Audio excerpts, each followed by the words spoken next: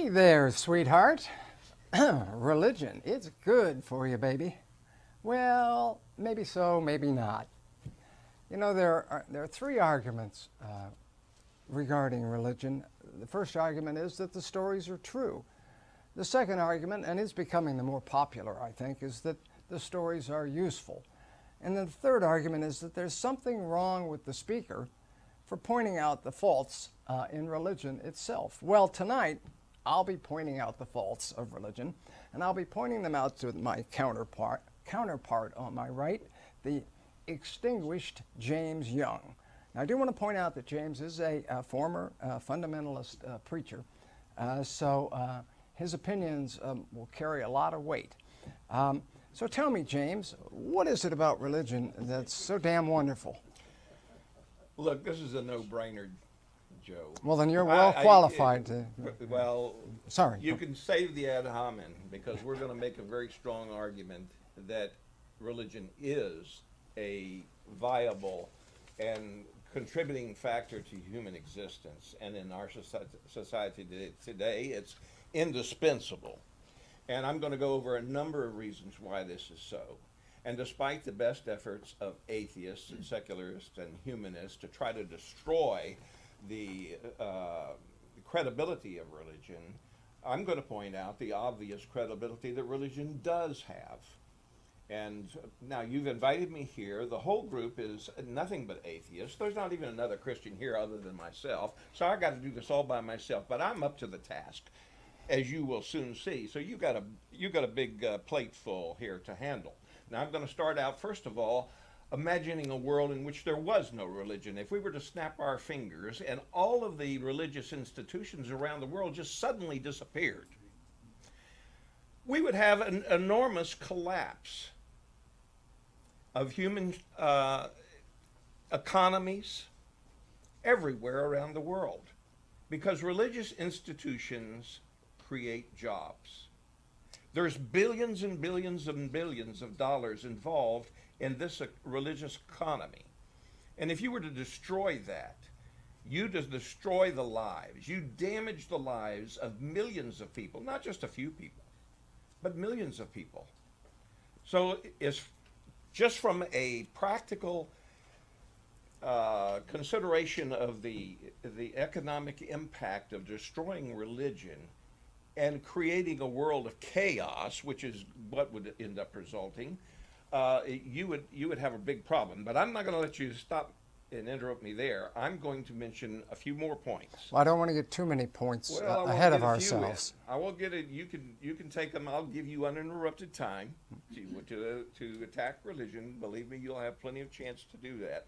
But I first of all want to lay the groundwork and let the audience know that religion does have credibility, and there's reasons why it has credibility. First of all, let's talk about healthcare. Around the world, religious institutions are providing healthcare. We have hospitals, clinics, free clinics for the poor. A lot of these institutions wouldn't exist if it were not for religious institutions funding them and manning them with volunteers and contributions.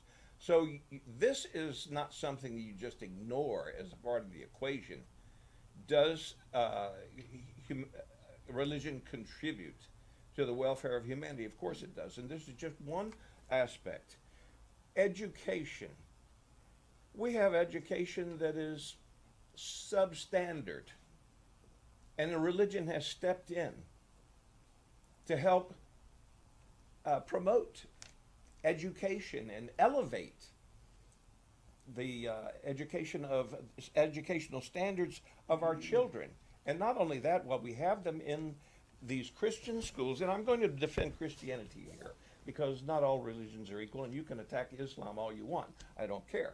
But since I'm a Christian... You'll help. Oh, I might even help. Yeah. Okay, but because I'm a Christian, and we're going to be talking about the United States of America, it's a Christian nation. Let's talk about Christian education in America.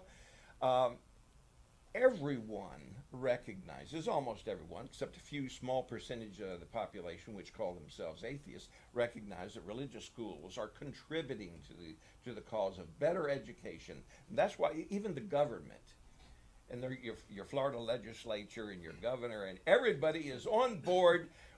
Take this ball and run with it and try to empower Christians and parents to take their children and send them to Christian schools where they will get a good education, a quality education, and give them a head start in life. That would be something that you would bankrupt because you would destroy religion, saying, "Oh, it doesn't contribute to the betterment of humanity." Can I deal with, because we have 4 points here. Well, you can. Before they get too stacked up. You want to take those and then fine. I'm going to come back because I got a lot more. Well, there's a technique in debate, and it's called stacking. And that is where you throw out more points than your opponent can answer. And so since he doesn't respond or reply to those points, you win those points by default. So that's why, before that list gets too long, I'd like to answer these. And it doesn't take much to give these the attention they deserve. Let's start with jobs. First of all, religions are, so far as I know, without exception, parasitic. They produce nothing. In that any jobs they actually produce are sort of make-work type things, because they certainly produce nothing of value. They may have some social or psychological value. I will concede that point to their adherents, and if it suits them, that's fine. I just want them to pay for it themselves. Secondly, and that has to do with health, the issue you brought up. You know, there's no one more nervous than a Christian Scientist with appendicitis. So if you actually had the power of prayer and all the other inroads into gaining favors from the supernatural, health wouldn't even be an issue. But again, if the churches weren't avoiding $100 billion a year in federal taxes, then we could afford health care. We wouldn't need to rely on prayer when a team of well-educated, well-trained surgeons does a much better job. So, so much for health care. Education. You know, it's true, there are particularly a large number of religious colleges and schools for two reasons. One is to indoctrinate their adherents, and secondly, those are tax-free institutions as well. And generally, they will teach you just about enough to be a Christian. Anything over and above that is because it's required by the secular half of our government, or the secular segment of our government, which requires that you meet certain educational levels and that you not be indoctrinated into things like creationism under the guise of being the counterpart to evolution, and that you not be again, brainwashed by religious tenets while you're in a public school. And lastly, your fourth point, let's see.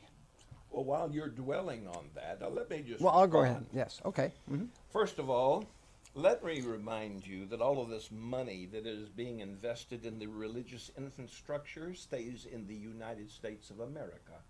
It does not go to China. It doesn't disappear into the vapor, to the ether. It stays right here. It creates jobs here.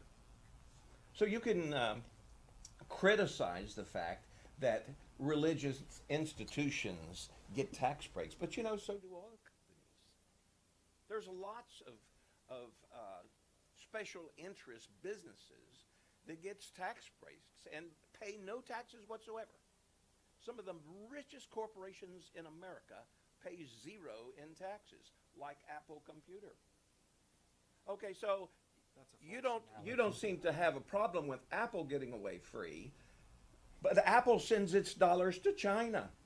We can at least keep these dollars here. So I think if you want to invest in the American economy, donate to your church. That's where it's going to go. You know, it's right here and now let's talk about this health care. And you want to mention somebody that has appendicitis, a Christian Scientist with appendicitis. Okay, so you're going to use this example of an extreme religious nut, okay? People who are on the fringes of the religious community. We're not talking about mainstream Christianity here.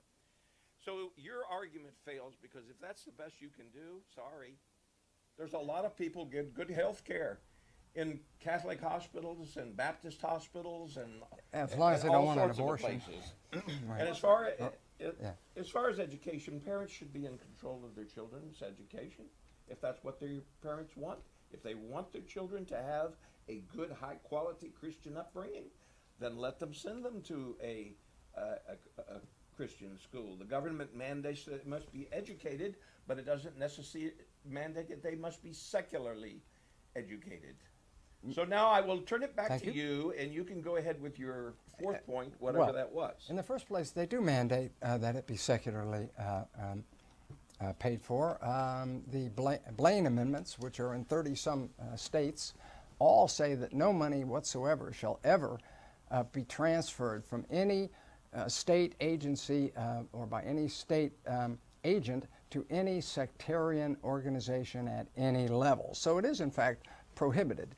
And if sectarian people want to educate their own children to their own religion, which I think is actually a bad idea, it's bad for the children, much better that they have a general knowledge of how the world actually functions. But if they want to do that, they ought to do it on their own dime, rather than drag out this bullshit voucher scheme, which basically is designed to make the public at large pay for the indoctrination in the schools of sectarian and religious people. That is, well, it's a ripoff of biblical proportions, is what it is. Okay, so now I'm moving on.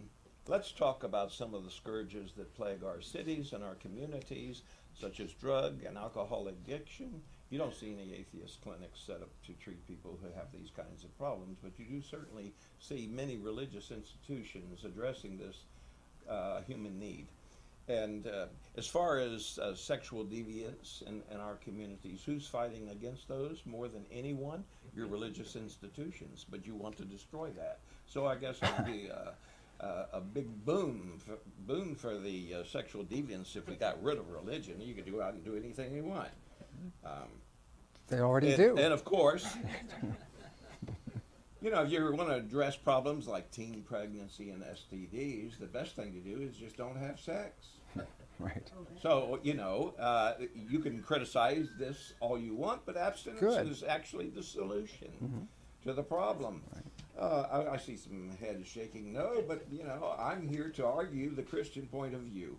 So this is what we got. And when it comes down to family counseling, I mean, look at the families that are dysfunctional in America. And where do we get a lot of this free family counseling for people of every level of economic level? You know, whether you're in poverty or whether you're rich, you can get free family counseling. And these people talk about character building, and they talk about solving problems between spouses and this sort of thing. I don't think that you can beat religious institutions who are the professionals when it comes to family counseling. And I'll let you have some time. Go ahead and address them. I would. I have just the last 2 points that you raised, and then we have a questioner waiting. So let me take on these 2 points real quickly. First of all, you mentioned that they do give tax exemptions to all sorts of other institutions. That's true. However, none of those institutions are mentioned in the First Amendment. And the First Amendment specifically prohibits the government doing anything to promote one religion or particularly to promote religion in general. That's up to the private sector. So the fact that other groups are tax exempt, even you can get a tax exempt country club, as a matter of fact, you can. But still, that's a fallacy of logic, and it doesn't apply. It's a false analogy. Secondly,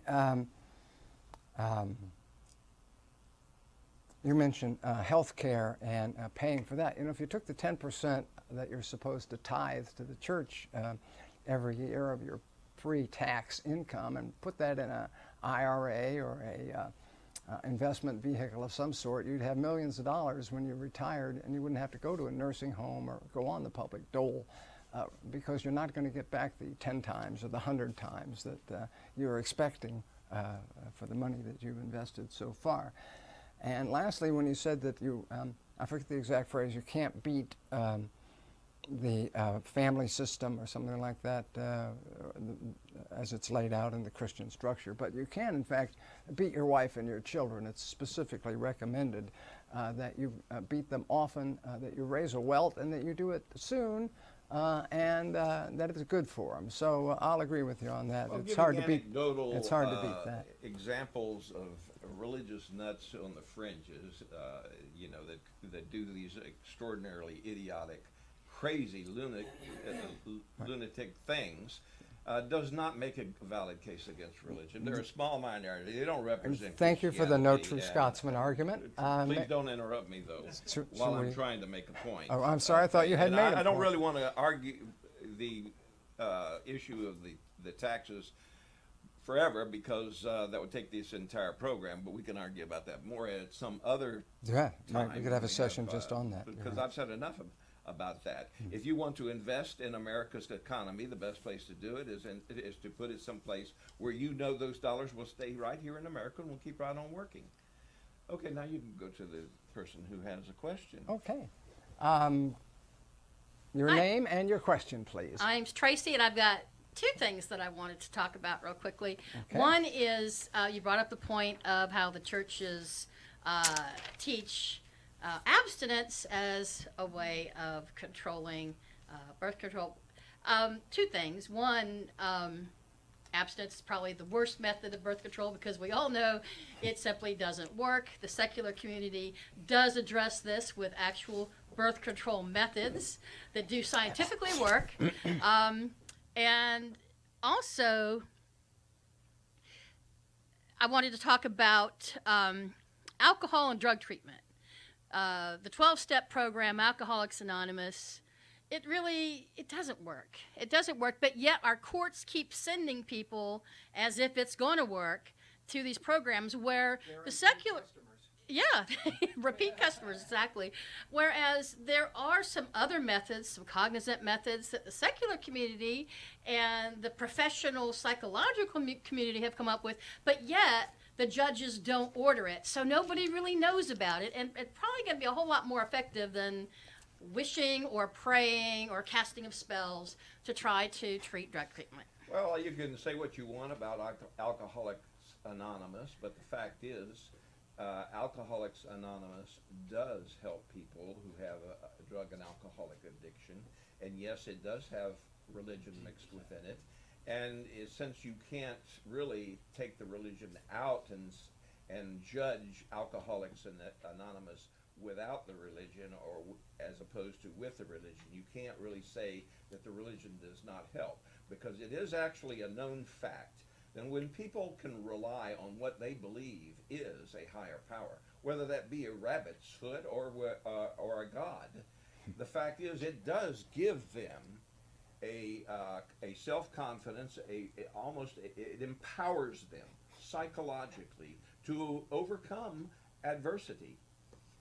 So regardless of whether you might like it or not, the very fact that Alcoholics Anonymous promotes a reliance upon supernaturalism as an aid to strengthen a person's resolve to resist alcohol and drugs does not diminish the fact that it actually works.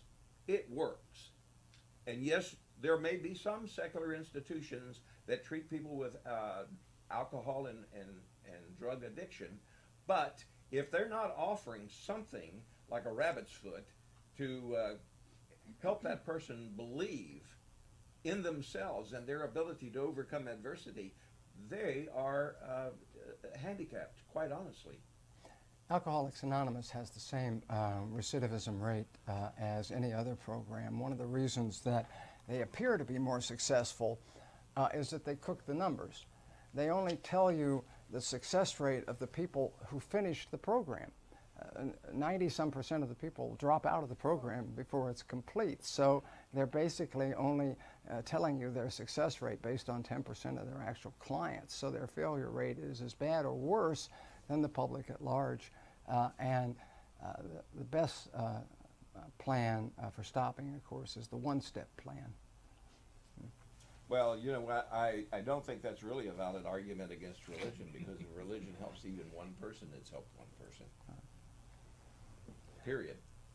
Well, again, that's the And the question here today is religion a benefit to humanity?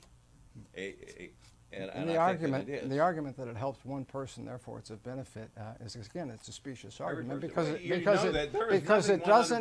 doesn't answer the question What of program how many is 100%? how many people could it have helped if they had gone to a secular It has program? never. You admitted yourself that secular treatment programs for Alcoholics Anonymous and drug addiction are no better than Alcoholics Anonymous. So if they're on par, we haven't hurt anybody.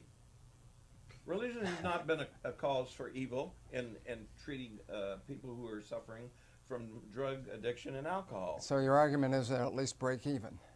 My argument is you haven't shown the religion That's is just hurt not the anything. most compelling argument I've ever heard in favor of religion. Well, Try I this. haven't seen any evidence. Try that, this, that, and maybe secular, maybe you can drug break even. treatment programs are better than religious ones. You're going to have to come up with some serious evidence, Well, which I haven't seen. So we should move on. Yes.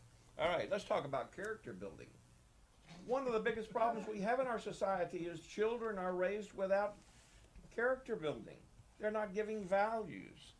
They're not taught value, ideals to live by. And this is what religion provides.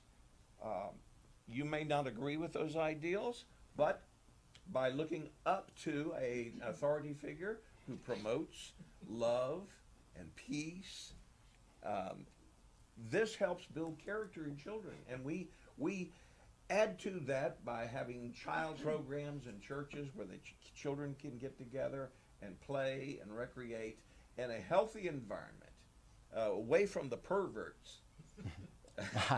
Are you done? Yeah, I'll give you a chance to go. Well, no, because I'm we have another question, but I want to answer that, and then we'll get to the questioner, if you don't mind. But I won't even go into the legions of perverts who pass themselves off as believers. But I will go into the fact that religion, particularly the Abrahamic religions, as I understand them, are immoral on their face because they teach us that it is not just okay, but that is a good thing to punish people for what they think, to punish people because they look, think, and act differently than you do. It teaches us that there are groups of people who are less than human and that they ought to be punished for all of eternity. My friend, eternal punishment for a finite crime is immoral on its face. And anybody who endorses the idea that people can be punished for what they think ought to be ashamed of themselves. Well, you know, I'm ready to accept make your this apology. statement, but I'm not going to give you an apology. What do we have prisons for? To punish. May not be thought crimes necessarily, but you know, most of these crimes started with a thought. A rape started with a thought. And A robbery started with a thought. And a murder, please don't interrupt me while I'm speaking. A murder started with a thought. And yes, it was put into action. So, and punishment, we have this mentality in all societies that punishment is a deterrent against crime. Now, if you really are against punishment, you should come right out and say so. no, I'm not. Okay. I'm in favor of punishment that fits the crime. Well, I'll let you elaborate on that in a moment. All right. Okay, but we nevertheless, I'd like to. Oh, you have a question here. Go ahead. I'd simply like to challenge James' point that one of the benefits of religion that all its income stays in this country. Doesn't some of it find its way to a tiny country that's set in the middle of Italy called the Vatican? Well, now that is a point, but at least the Vatican's not located in China. And if it stays in the Vatican, I don't know. You know, this is a very small amount, I'm sure. It's Of the richest billions and billions of institution in the dollars, world. But little itty bit. Somehow it seems ends to up in build the up. coffers of the Vatican. I mean, what are you going to do? You're going to save all this money somebody has to spend it somewhere. The vast majority of the money is spent. It might be painting all these churches, but, you know, and building more churches. But it gets spent, and most of it gets spent right here, or wherever, whatever country. Or bailing out errant priests who've molested various kinds. Well, of then the victims spend the money right here. Right, buy themselves a new Buick. Right? So you recycle some of this money. I give up. So And it's then good for you. this is really an ad hominem attack against the Catholic Church, because let's face it, the vast majority of priests and preachers and all of these are not perverts and criminal. That's really not the point I child brought up. molester. The point is that money does travel to Italy. Oh yes, and I'm sure that even the money that stays here. So, for instance, if you paint a church, and you go down and buy a television made in China, ultimately China gets the money. But at least the money was paid to a business, if you will, that was here. We're going to argue economics all day, or are we going to get on down to the real I would issue like- here? I would like to- Does religion benefit No, humanity? I would like to throw the topic back to you, Jim, because you have mentioned the benefits to the family and how it, I think, brings them, teaches them morality and strengthens the family structure. If you'd be so kind just to take a minute or two and cite just one or two examples of families in the Bible that you would like to pattern your family and tell them to live just like these people lived. Yeah, Jesus Well, had a nice family. barring the supernatural, but in Oh, fact, no, wait, but in fact, Jesus did in fact Wasn't he born as a human being here on this planet for a didn't he while? diss his own mother? He had a Didn't mother he tell and a his father. Didn't he tell his own mother? You know, look, what are you to me, woman? Didn't he? I mean, I'm not was so that- sure he put it in those words. That's exactly what the King James Bible says that he said. Well, I'll let you read it to me sometime. But Luckily for you, luckily for you, go ahead. I'd have to cue it up on the internet. It No, well, Jesus was a very loving and inclusive family man. And he was, and he was married. How long? He wasn't married. You don't have to be And married to be a family man. Didn't- If you're part of a family, you're a family man. didn't he tell you to beware of those of your own household, that those were your enemies, Well, and you to hate know, your that- mother that's and your quite father, possible. and he It's told you quite to hate your possible that sisters? He would say things like that. He but did let's- say those Let's things. not twist his words out of context. Right. Well, in what context should you hate Well, your mother let me and ask father? you, what was the real context of Jesus' words? If you take all the four Gospels and you read all of Jesus' words only, and digest them, what will you come up with? Well, I asked the audience to do that. Why don't you do that? I tell you, I You can tell sit you. down here and you pluck scriptures out, cherry picking. No, I can tell you the okay, answer to and that. then you want to criticize the words of Jesus. Go read the whole thing. Of the four Gospels, I can tell you for a fact Blessed are the peacemakers. I can tell you they for a shall- fact What's wrong with that? that It's 75. terrible, according to you. I can tell you for a fact that 75% of the Gospels are bullshit. But I'm only 3/4 of the way through them so far. Well, you're a slow reader. Till my lips get tired. Yes. I could read, if you read just the words of Jesus and nothing else, they're in red in most editions, you can read every word that he ever said in one setting. What are the main advantages of making yourself into a eunuch for the kingdom Well, of Jesus heaven's said sake? if that's what For the kingdom of heaven's sake. if that's what appeals to you, why should someone else interfere? Well, if you wouldn't do it for Why heaven's should- sake, who why would you should- do it for? Why should you or anyone else criticize someone who wants to be a eunuch? Let them alone. I thought you guys promoted freedom of conscience or whatever. No, I'm not speaking against the idea. In Okay, fact, I then. have said Then many you should have times said that the same thing. if more But if a eunuch believers, wants to be a eunuch, if whether it's more- for God's sake or not for God's For sake, heaven's sake. heaven's sake, let him if be a more people eunuch. made themselves into eunuchs, we'd have just that many fewer believers. It'd be a lot smaller problem than they are today. No, I'm in favor of that. We don't convert people before they're born. We convert them after they're born. So whether there would be fewer Christians, I'm not so sure, because we don't convert. Well, they're down to like 2 or 3 of the. We don't convert embryos. We wait till they're born, then we convert. Then you ignore Then them. we introduce them to the truth. Right. Then, All right, but look, let's not get bogged down. This is Nope. This is Well, I think we're really I've come to the end of the road here. really. Pretty I soon. have just begun. My goodness, we haven't even talked about charities and disaster relief and all these volunteers that run out and respond to human problems in crisis, families in crisis, and people everywhere. Well, there is a tremendous amount of good that religion is contributing to human existence, and you want to cut me off? Well, unfortunately, I can't control the time. And You told me that I could speak as long as I want, and we got even a person who wants to ask a question. let's go then. I'm prepared to labor Go on. ahead. I want to hear the question. Let's give this a thorough thrashing. I don't want I to be have cut one off. more issue, one more bone to pick with you. Okay. And that is, since religion was invented, people have been murdering millions of people in the name of religion throughout the century, throughout the millennia. How can that possibly be a good thing?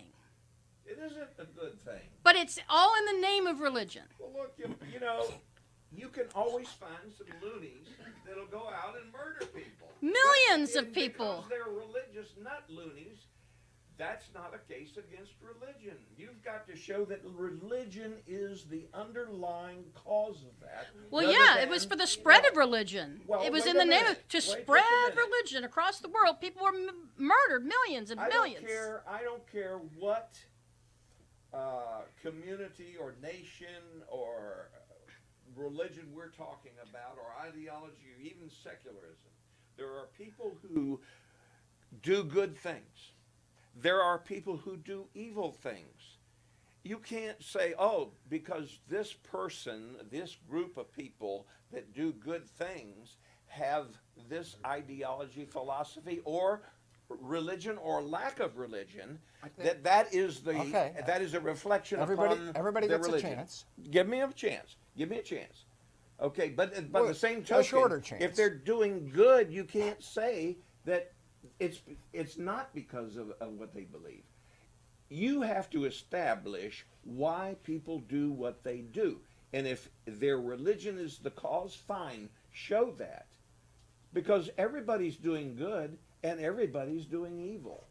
I want to know, where's your proof that religion nurtures evil? Where is the philosophical Well, if you give her a proof chance of to that? answer, you might Well, let me finish hear and that. quit some of interrupting. that proof.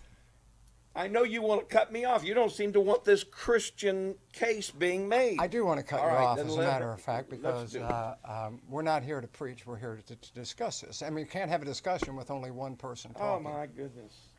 I'll just say that oftentimes through the millennia, the spread of religion was done by bullies and by murder. And I think, Joe, you probably had something to add to I that, do. too. The reason that I think that many religious atrocities occur because of religion is that the people who perpetrated them said so themselves, that's why they did it. And religion creates I'm the willing to take divisiveness that I'm willing causes. to take their word for it. Yes, absolutely. And let God's, just kill them all, let God sort it out. Well, I want to thank you very much for having me here today to Thank you, James. defend religion and point out to you how important it is. Oh, we have another question. We do? Go ahead. Great. I'd be happy to hear that. Well, thank you for the opportunity for me to ask both of you a question. My one question is for the both of you. You said, Reverend, that there's a need for religion. And is it just a Christian religion, or is it all religion? That would be my Well- question to you. And I think that any social groups that are for the greater good, I like, whatever group it is, but it has to be for the greater good. So when it comes to secular groups, if they use reason and they lead by example to the rest of the country, I think that's a good thing. So I would like you to answer that question. Is it only Christian religions, or is it could it be every religion, Muslim religion, Well, Scientology? since I'm here really representing the Christian faith, that is the faith of the vast majority of Americans, and because I would certainly have an uphill climb if I started trying to defend the Muslim religion in view of current events around the world and some of the things that religious extremists are teaching. And because I may have a bias in believing that Jesus is the answer and the only answer and the way, the truth, and the life, Christianity beats them all, hands down. And in America, Christianity is a cause for good.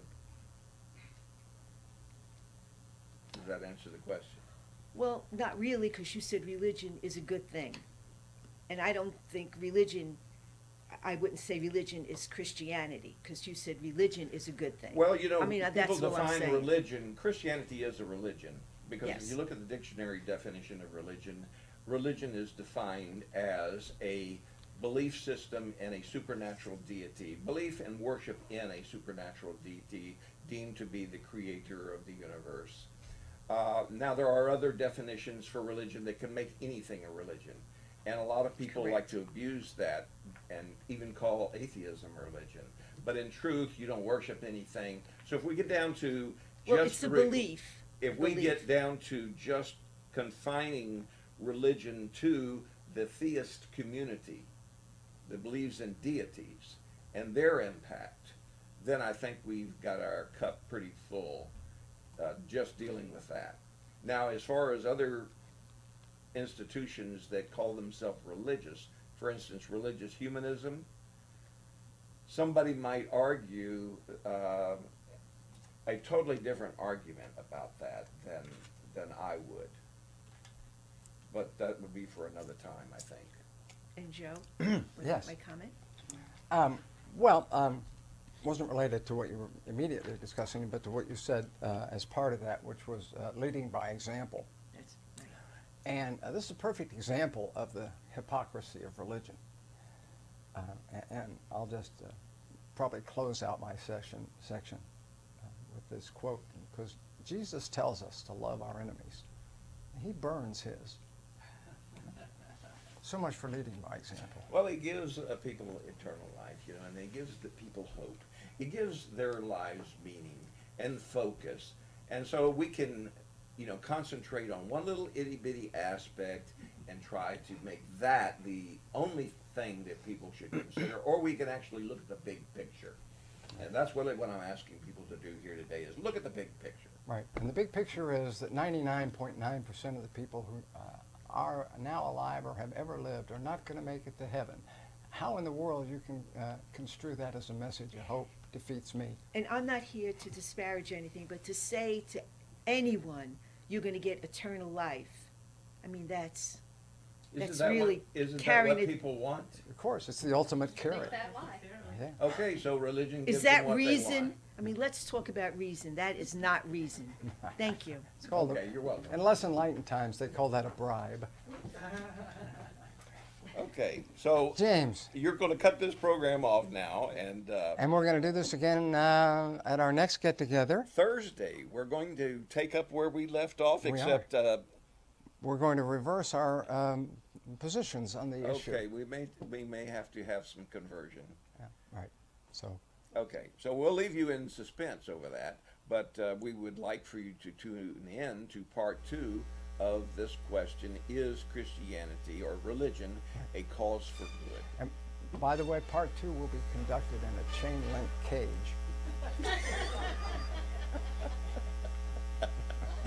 Okay. Thank you, James. Now, I just want to make one more point. Remember this, okay? If the story seems too implausible to be true, don't believe it just because somebody wrote it down Ask Donald Trump. and make him prove it.